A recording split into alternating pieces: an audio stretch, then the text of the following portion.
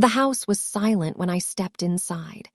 My parents' voices, sharp and casual, echoed from the kitchen, laughing as if nothing had happened. I froze, holding the envelope I'd been carrying for weeks. $127,000 meant for tuition, now just gone. Their smiles didn't reach their eyes. "You're overreacting," my mother said, the words light, almost teasing. My father's gaze lingered, calm but dismissive, like he already knew the story I hadn't yet pieced together. I swallowed, trying to steady my hands. Everyone else thought I was dramatic, sensitive. But I could feel the shift. Trust had cracked, a betrayal hidden behind the veneer of normalcy. And somewhere beneath their calm, the truth waited, patient and merciless. The mornings always began the same. I would wake before anyone else, the soft light spilling through the curtains onto my desk where the stacks of notes and textbooks waited. The air in my room carried that quiet stillness I had come to rely on, the kind that made it possible to think, to plan, to feel steady. My parents were never early risers. Their voices, muffled through the walls, would eventually filter down, accompanied by the clatter of dishes and the occasional laughter that I often mistook for ease, comfort, a signal that everything was as it should be. I had learned over the years to live in that quiet space where observation mattered more than words. Breakfast was a ritual I seldom participated in fully. My mother liked to talk about her charity events, her social circles, her day ahead. My father preferred the newspaper, the slow reading of market reports and industry updates, and the occasional sharp remark about the world's inefficiency. I would nod politely, sip my coffee, and return to the life I was building outside these walls. I had grown accustomed to being underestimated in their eyes. It was easier to exist quietly than to argue for recognition. The engagement had brought its own small shifts. My fiancé, Michael, was patient in ways my parents rarely were. He would smile at the way I lingered over details, always checking, always planning.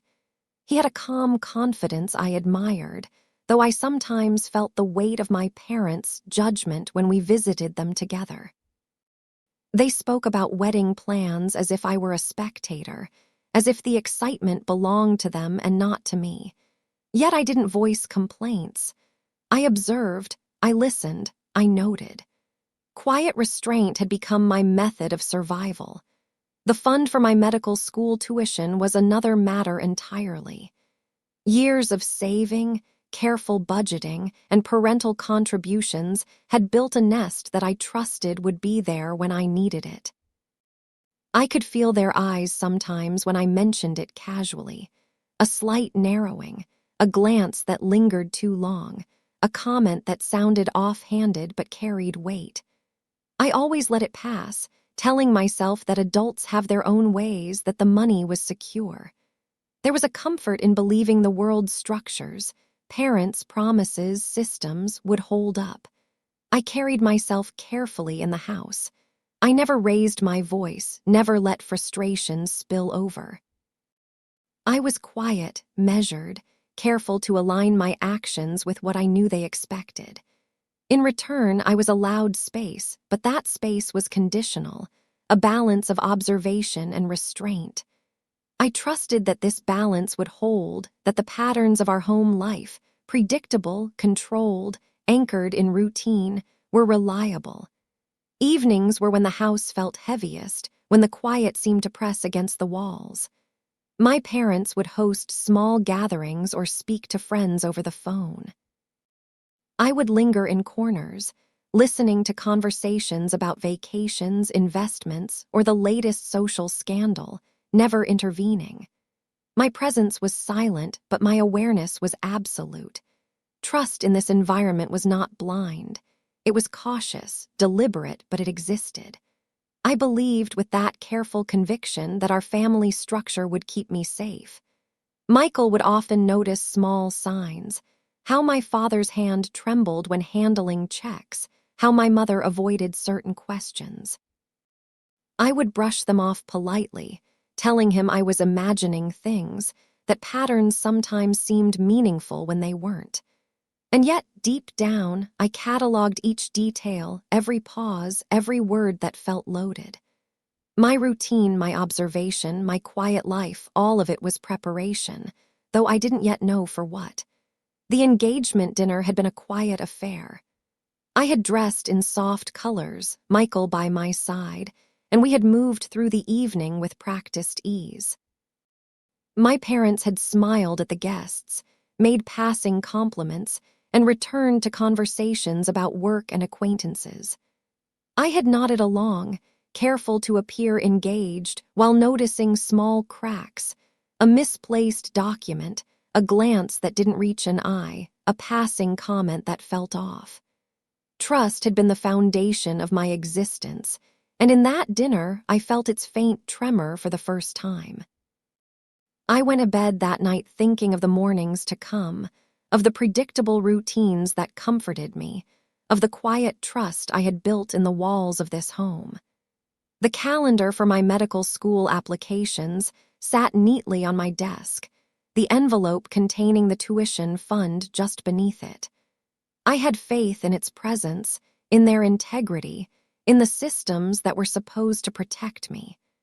I believed, fully and quietly, that the life I was constructing was secure.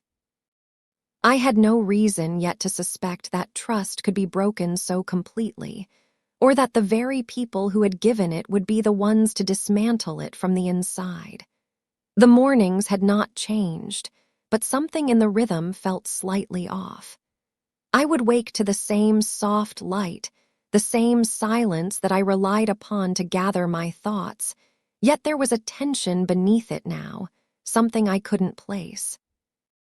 The envelope for tuition still sat where I had left it, neat and untouched, but my eyes kept drifting to it, an unshakable awareness nagging at the edges of my mind.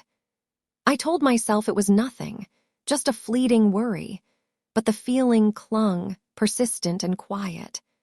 Breakfast that week carried the smallest hints of unease. My mother made passing remarks about spending, mentioning trips, parties, or donations in a way that felt deliberate, almost rehearsed. She laughed easily, but her eyes avoided mine, a flutter of discomfort that I couldn't interpret. "Money comes and goes," she said casually one morning, pouring tea as if she were discussing the weather. I nodded, keeping my expression neutral, but my stomach tightened. It wasn't anything I could pin down, and yet it lingered in the back of my mind. My father's glances became a little sharper, a little more measured. He would ask about school in passing, and when I detailed my plans, his eyes would slide away as though I were irrelevant or perhaps inconvenient. There was nothing overtly alarming, nothing I could accuse him of, but the pattern felt strange. When I mentioned appointments or documents related to tuition, he would smile lightly, almost dismissively, and change the subject. I forced myself to breathe, to quiet the itch of suspicion. I was careful, aware, but not yet convinced of betrayal. Michael noticed the subtle shift before I did. He would nudge my shoulder gently during conversations or whisper observations when we were alone. "They're being vague," he said once, his voice low, careful. I had brushed it off, insisting it was my imagination, insisting that adults had ways of speaking and thinking that didn't always make sense to me. I wanted to believe that, and for a few days I clung to it. Yet at night, when I was alone in the quiet of my room, I cataloged every word, every glance, every pause, turning them over slowly, testing them against memory. Small things started missing. A receipt I had placed on the counter disappeared. A check stub I had intended to keep safe was nowhere to be found. I told myself it was my own oversight. Perhaps I had misfiled it. Perhaps the house was simply chaotic. But the tight knot of discomfort didn't dissolve. I caught myself lingering near my parents' desk, watching them move papers, listening to their faint murmurs as they spoke to acquaintances on the phone. Nothing explicit, nothing concrete, just shadows that didn't quite match the warmth I had once felt in these walls. I began to notice my own reactions, the quickened heartbeat when I entered the kitchen, the small hesitation before speaking, the almost imperceptible tension in my shoulders. I told myself to trust my instincts, yet my instincts had always been guided by careful observation, not leaps to conclusion. I asked myself whether I was imagining patterns where none existed, whether anxiety was coloring ordinary life with suspicion. The questions circled endlessly, unanswered, a quiet companion in every interaction. Even my routine with Michael started to feel strained, though nothing had changed between us. I would sit quietly, cataloging every glance from my parents, noting every word that seemed loaded or rehearsed. The engagement preparations, once a source of gentle excitement, began to feel tinged with unease. My parents made comments about budgets or gifts that felt deliberate, though I could not say why. I forced myself to focus on the day-to-day, study schedules, appointments, small victories that belonged entirely to me. But beneath it, a subtle tension began to take root, a quiet question that refused to be dismissed. I started leaving small markers, little notes to myself about what I saw, what I heard, what felt off. The journal was not for anyone else. It was for me, a means to track the invisible threads of discomfort. I wrote of glances, passing remarks, of laughter that seemed too sharp, too rehearsed. I told myself it was precaution, not paranoia. I told myself it was discipline, not suspicion. And yet, the unease was real, pressing quietly against the boundaries of trust I had built, hinting that the world I relied on might not be as secure as I had always believed. Evenings carried the weight of unspoken tension. The house felt heavier, the air thick with conversations I could not fully hear, only interpret. I stayed in corners, observing, listening, cataloging. I spoke less, not out of fear, but from a careful restraint that had become instinctual. The smallest gestures, an eyebrow raised, a hand that lingered on a drawer, felt meaningful, and I could not ignore them. The quiet discomfort was growing, subtle yet insistent, and I knew even then that the first cracks in my trust had begun to appear. It was a Thursday afternoon when the first undeniable red flag appeared. I had been organizing my files for medical school applications, checking each receipt and document carefully. I reached for the folder containing my tuition fund records. $127,000 saved over years, a combination of my own contributions and what my parents had promised to add, and froze. The papers were gone. Not misplaced, not folded into another stack, just gone. My first reaction was disbelief. I checked the surrounding drawers, retraced my steps from the day before, even searched the living room and kitchen where I had handled the documents. Nothing. My pulse quickened, a low, controlled alarm echoing in my chest. I had never seen my parents act with such casual disregard for anything so precise. Yet when I asked, my voice careful and calm, my mother's smile remained unreadable. "You must have misfiled it," she said lightly, her tone dismissive, almost amused. My father nodded absently, eyes never meeting mine. The subtle unease I had felt before now began to sharpen into a tangible suspicion.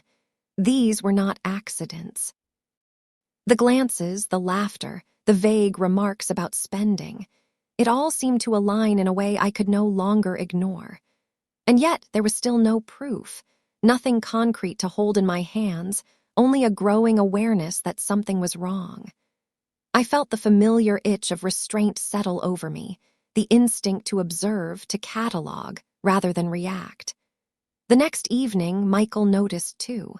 We were reviewing engagement preparations when he paused, tilting his head slightly. "They're not being honest with you," he said softly, his voice cautious. I didn't respond immediately because I wasn't ready to speak the suspicion aloud. I simply nodded, letting him see that I was aware but keeping the thought contained. I had learned that quiet observation was often the only way to protect myself when trust began to falter. A few days later, another sign appeared. I overheard a phone conversation, my father speaking with a bank representative, his voice low and clipped. I couldn't hear the full exchange, only fragments, numbers, names, references to accounts. My stomach tightened. It wasn't proof, but the knowledge that he was handling finances without transparency, without the openness he had promised, was enough to confirm my growing fear. I did not confront him. I did not react. I listened, noting the time, the tone, the careful avoidance of words I might have understood. I began noticing patterns that had previously gone unnoticed.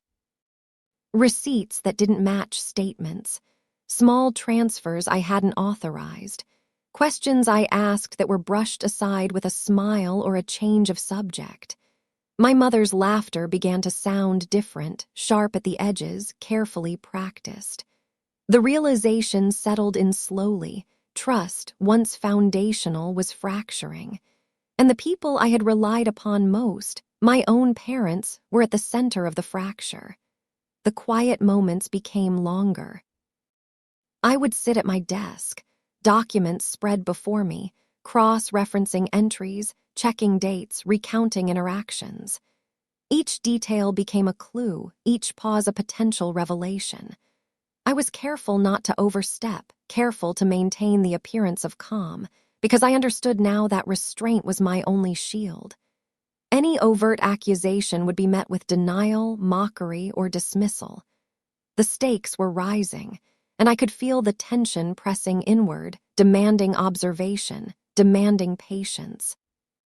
Even my interactions with my parents shifted subtly. I asked innocuous questions about upcoming purchases, about finances, about engagement expenses. Their answers were polite, practiced, yet tinged with impatience beneath the surface. I cataloged every sigh, every sideways glance, every hesitation. The first red flags were not loud or violent. They were quiet, small, almost invisible. But in their quietness, they carried weight, a weight I could no longer ignore. I realized, in these days, that my trust had been conditional all along, but the conditions I had believed secure were crumbling. My observations were no longer abstract. They were pieces of a puzzle I was beginning to assemble. And while I had yet to confront the truth fully, I felt the stirrings of a deep, quiet awareness. Something precious had been taken, something that could not be returned simply by explanation or apology. By the end of the week, the evidence was still partial, the knowledge incomplete. But my instincts, honed by years of careful observation, told me enough. The first red flags had been raised, and though I would continue to move quietly, continue to speak with restraint, I could no longer ignore the truth that was forming before me. Trust, I realized, had been fractured. The quiet life I had relied upon was beginning to tilt, and I understood, in that silent realization, that the path ahead would be measured, painful, and entirely my own to navigate. The tension that had been simmering for weeks began to take form that I could no longer ignore. I asked my mother again about the tuition fund, careful not to sound accusatory. "Mom, can we go over the bank statements together? I just want to make sure everything is in order before my applications." Her smile didn't reach her eyes. She tilted her head slightly, as if humoring a child who had misunderstood a lesson. "You worry too much," she said lightly, brushing my concerns aside with a casual wave of her hand. My father, usually reserved, joined in quietly, his voice measured. "You've always been sensitive about money," he said. There was a calmness to his tone, almost soothing, yet it carried an undercurrent I couldn't ignore. A subtle assertion that I was overreacting, that my concerns were misplaced. They spoke as if my instincts were flawed, as if the very act of questioning was proof of my inadequacy. I kept my voice low, controlled, refusing to rise to the bait. At first, I told myself it was a test of patience. I reminded myself that restraint had always been my strategy, my shield. I would sit quietly, nod, and accept their dismissal, cataloging every word, every glance, every slight pause. But the more they spoke, the more the subtle pressure mounted. Remarks that had once seemed casual now carried weight. "You've always taken things too seriously," my mother said during dinner one evening. "Maybe that's why you're so anxious about this engagement." The comment was a twist, a reframing of reality that placed the blame squarely on me. Even casual conversation became a minefield. I would mention a misplaced document or a strange transaction, and the response would always circle back to my supposed sensitivity or forgetfulness. "You always assume the worst," my father said, the words calm, almost kind. "Sometimes it's better to relax, to let things be." But the insistence on my own fault was relentless. I felt my awareness pressing against the constraints they were building, my observations being invalidated, my instincts treated as flaws.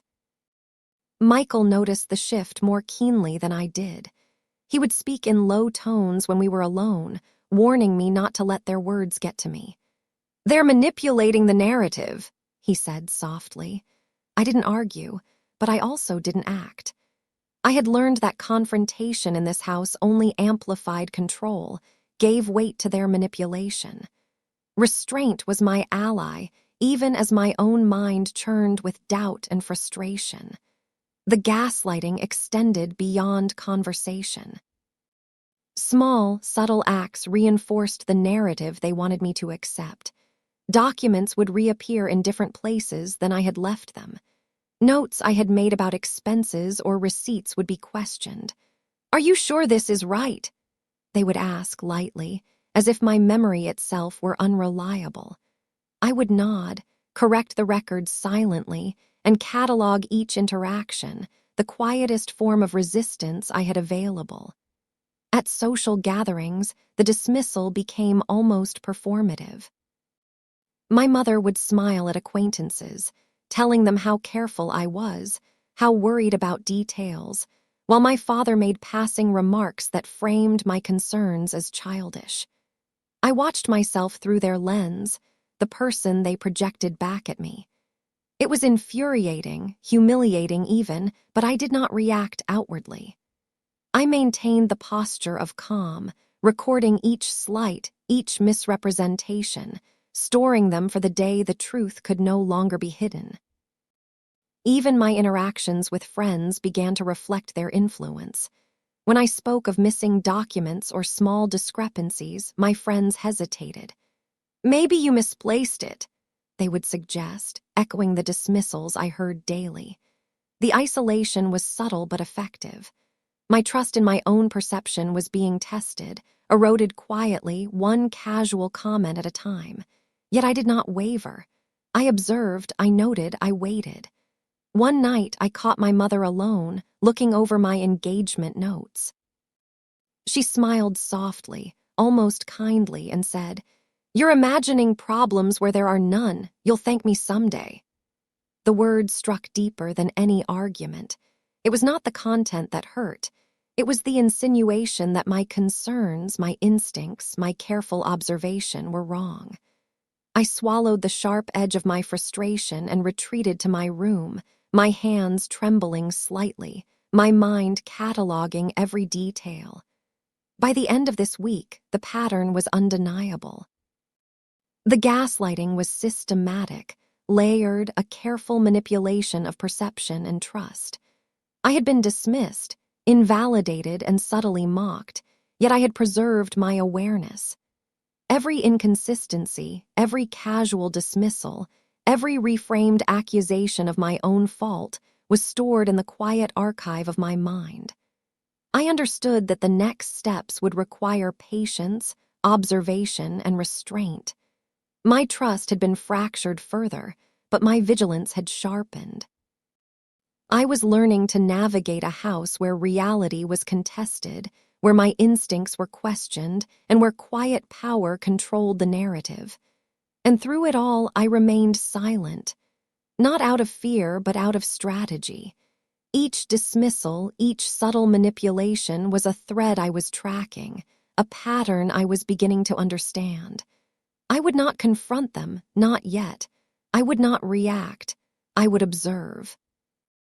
And in that silence, I carried the weight of awareness, the growing certainty that what they wanted me to doubt, my own perception, my own instincts, was precisely what I must now trust the most. It started with a misfiled bank statement, though I would not have called it a mistake. I had been checking the transactions for the tuition fund, cross-referencing every deposit and withdrawal with the documents I had kept over the years. My heart sank when I saw a transfer I did not recognize. $127,000 had moved from the account into one I could not access, one that bore the faint imprint of my father's signature. I stared at the numbers, my mind racing, yet my body remained still. I did not speak. I did not move. I simply observed. The realization was quiet, almost unbearably slow. Each line on the statement confirmed what I had been fearing for weeks. My parents had taken the money, not by accident, not for some temporary inconvenience, but deliberately, strategically. The evidence was here, in black and white, and yet I felt no sudden flare of anger. Just a hollow, weighted recognition of the breach, and the knowledge that the people who had shaped my world had dismantled a trust I had assumed was unbreakable. I placed the statement carefully on my desk and closed my eyes. My mind cataloged every prior incident, the disappearing receipts, the casual dismissals, the veiled comments about money. Everything aligned now, a quiet map of manipulation and deceit. It was not a matter of interpretation anymore. The betrayal was concrete. I could see it, I could measure it, yet I had no audience, no support, no confrontation that could immediately undo it. I was alone with the truth. Then came the witnesses, though they came quietly, inadvertently. A family friend, visiting for tea, mentioned in passing that my parents had spoken of allocating funds from other accounts to cover unexpected expenses. The phrasing struck me. I asked subtle questions, careful not to reveal what I already knew, and caught phrases that confirmed my suspicion. They were not speaking to me. They did not know I was listening. But their words, casual, almost invisible, provided corroboration. The picture was becoming clearer, and with each fragment my restraint deepened. I discovered emails tucked into folders I had overlooked, exchanges between my parents discussing the transfer, the timing, and the framing. The words were clinical, devoid of apology or hesitation. I read them once, twice, cataloged each phrase, each justification, each subtle rationalization. They had planned this. They had moved the money intentionally. And the very systems I had trusted, the bank, the formal structures of accounts and documentation, were now evidence of their deception. I confronted the situation indirectly at first. I asked my parents for explanations, framing my questions as concern over misplaced documents, an oversight, perhaps a technical error. Their responses were familiar now, calm, dismissive, subtly mocking. "You're imagining things," my mother said with a smile that did not reach her eyes. "Maybe you need to focus on your own responsibilities." My father nodded, muttering about overthinking. Yet in my silence, I knew the truth, and they could not undo it with words. Even Michael noticed the shift in my demeanor, though I did not speak much of it. I cataloged the evidence for him quietly, pointing to anomalies without explanation.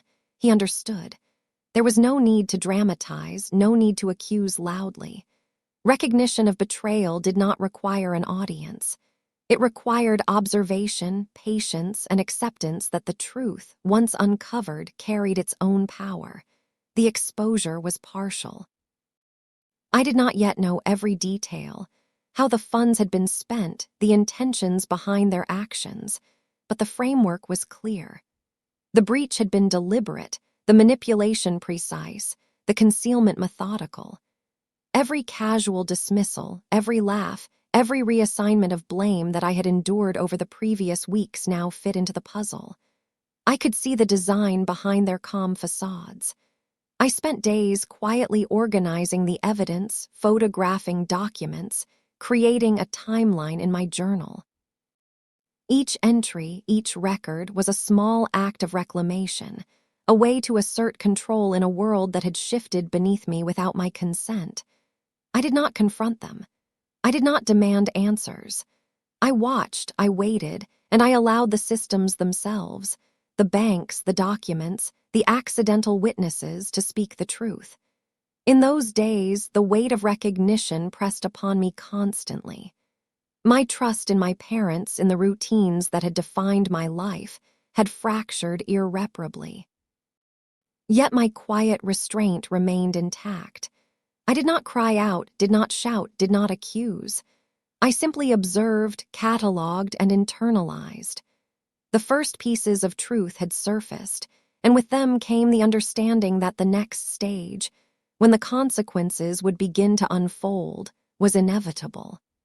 At night, I would sit at my desk, the envelope for the tuition fund empty before me, surrounded by documents that confirmed the theft. The room was silent except for the soft hum of the air conditioning, the faint rustle of papers, and my own quiet breathing.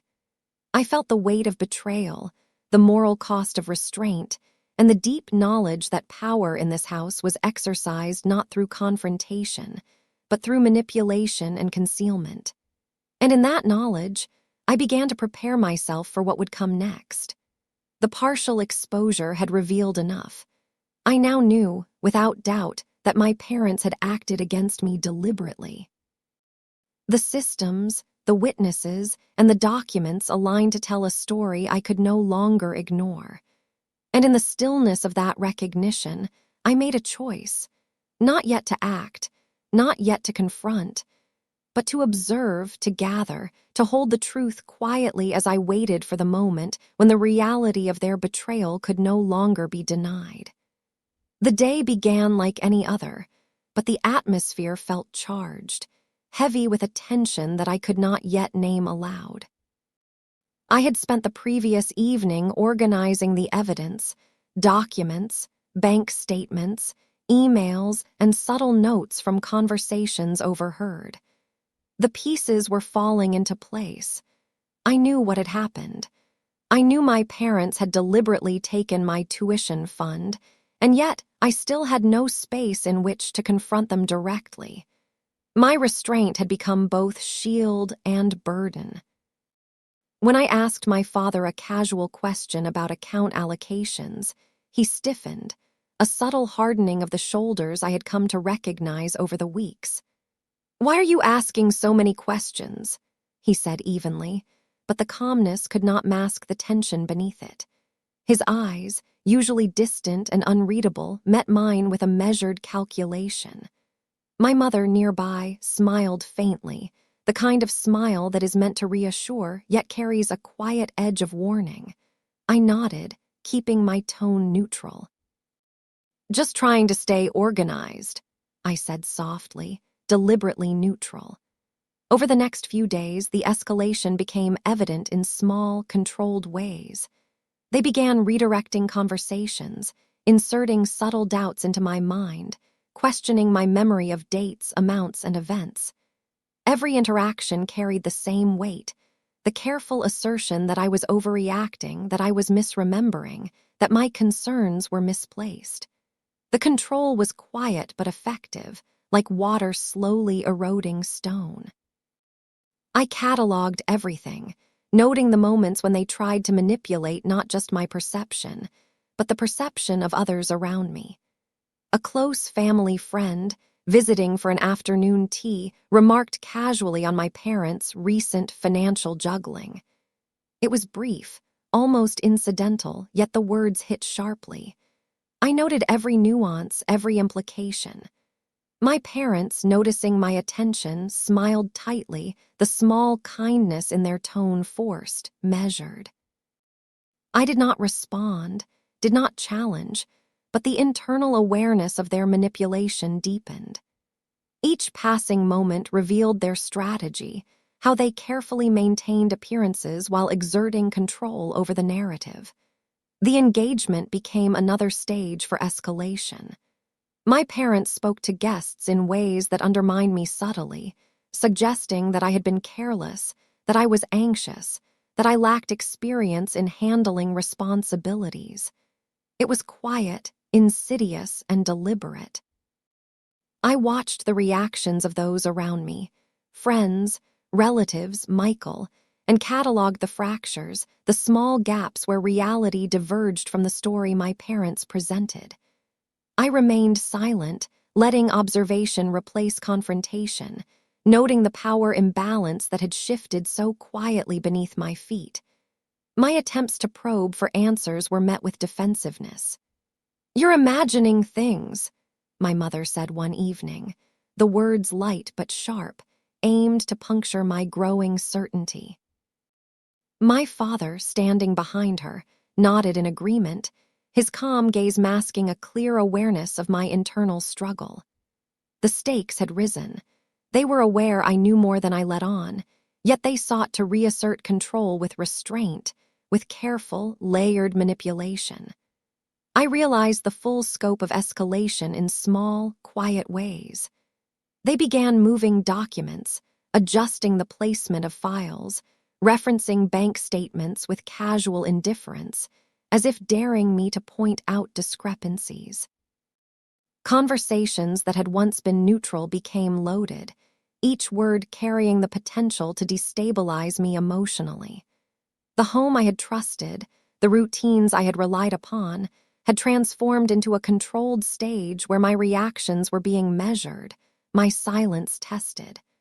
Michael tried to intervene, gently, carefully. "You need to protect yourself," he said softly, but even he recognized the subtlety of the situation. Any overt reaction would feed into their control, give them validation. I had learned that restraint, observation, and cataloging evidence quietly were my only tools. Every interaction, every slight, every carefully measured denial of my concerns reinforced the tightening grip of their manipulation. One evening, I caught my mother handling a file with a careful precision I had not noticed before. She looked up, startled, her smile brittle. "Are you still worried about that?" she asked, voice measured, almost casual. I nodded lightly, hiding the storm of realization that was forming beneath my calm exterior. I did not need to speak. Her reaction, the subtle tension in her posture, the forced composure, confirmed what I already knew. The escalation was deliberate, tactical, and calculated. By the end of the week, the stakes were undeniable.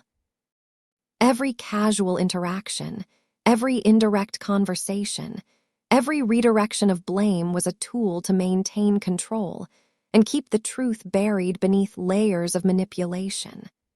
I could see the architecture of their deception clearly now, the careful construction of narrative, the small adjustments to maintain dominance, the subtle psychological pressure designed to make me doubt myself. And yet, through it all, I remained still, measured, and watchful. I cataloged every detail, every shift in tone, every strategic smile, knowing that this restraint was the only thing protecting me. The escalation had made the house feel smaller, the air heavier, yet in the quiet accumulation of evidence, in the careful observation of every word and gesture, I found a strange steadiness. I knew what had been taken, I knew who had taken it, and I knew that the consequences, when they came, would be measured, undeniable, and quiet, just as I would be.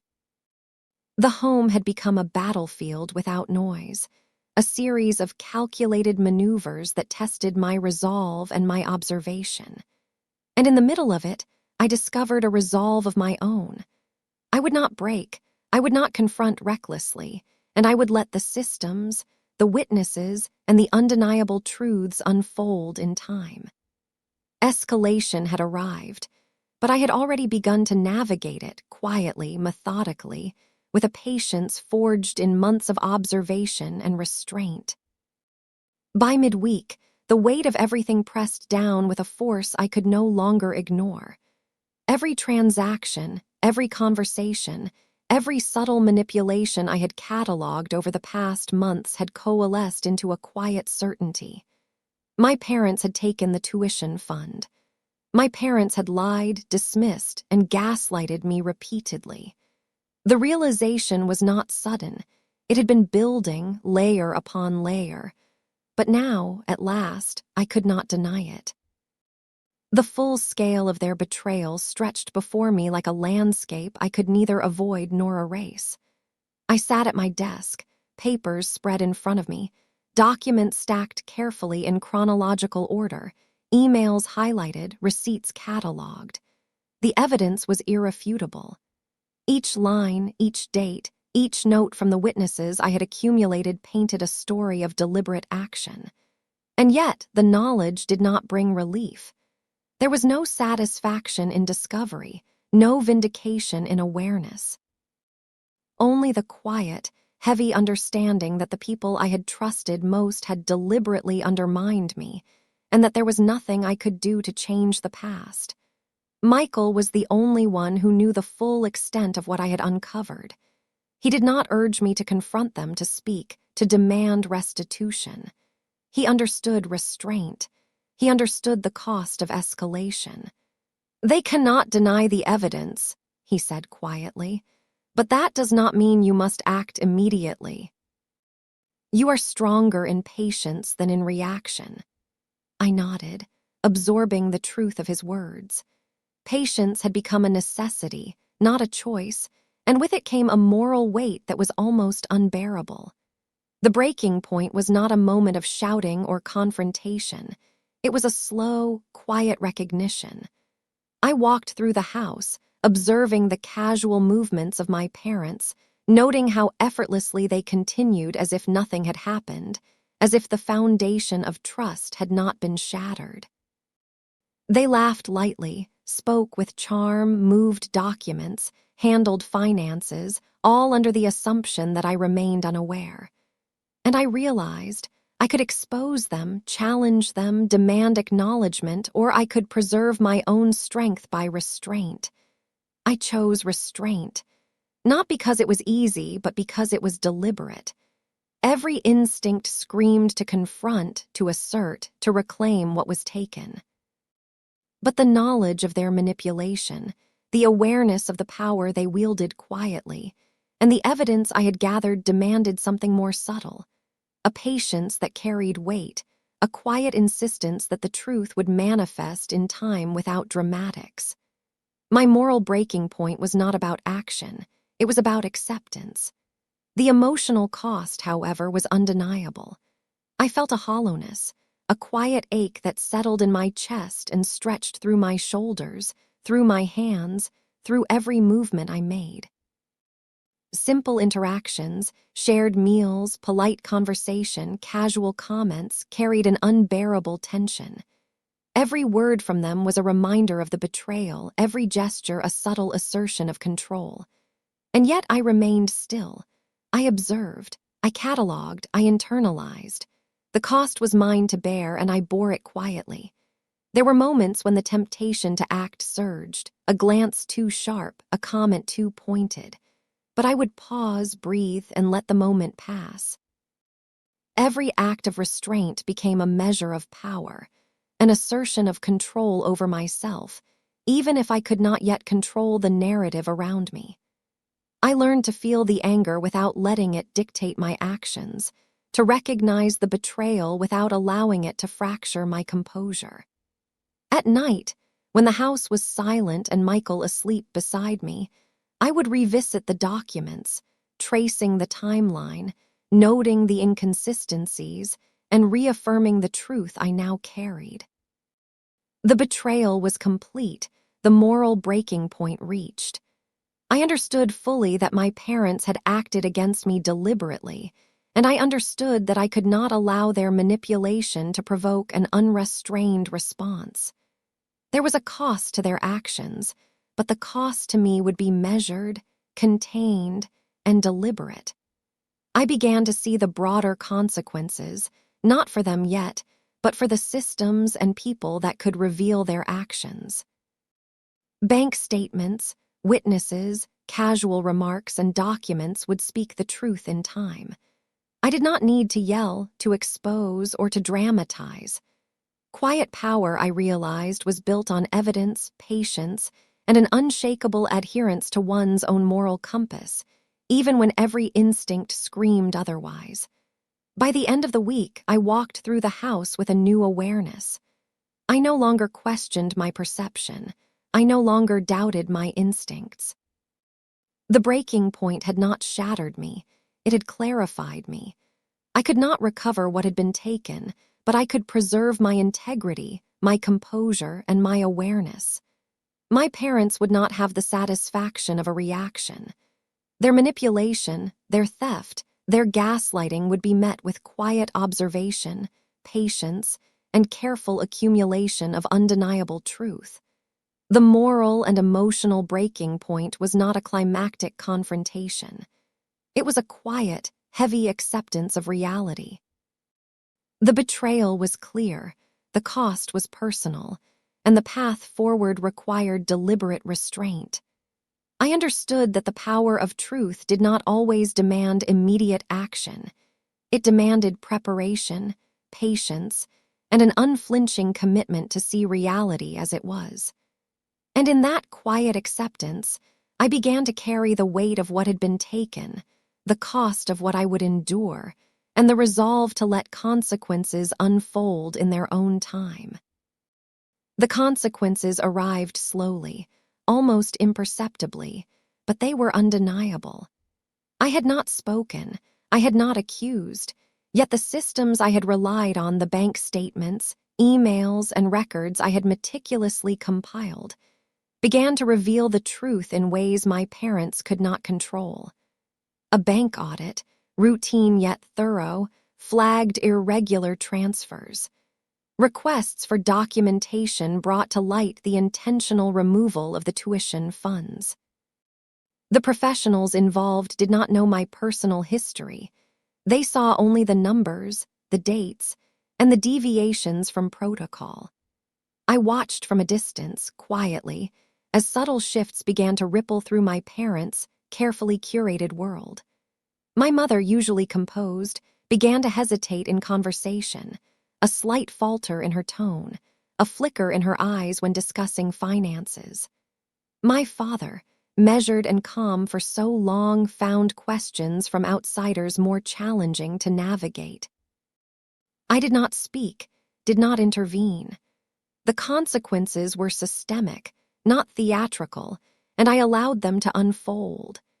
Even family, friends, and acquaintances began noticing inconsistencies. Casual remarks about finances, offhand observations about unexpected withdrawals, and subtle mentions of missing documents began to gather like quiet storm clouds. My parents could no longer dismiss concerns as simply my own paranoia. The truth was spreading, mediated by structures they could not manipulate, and I watched it happen with careful detachment. At the engagement gathering, I noticed a change in the way my parents interacted with others. The ease they had once projected, the charm, the casual humor, the authoritative control, had begun to falter. Words they had relied upon to manipulate perception were now scrutinized. The social veneer, once impenetrable, had begun to crack.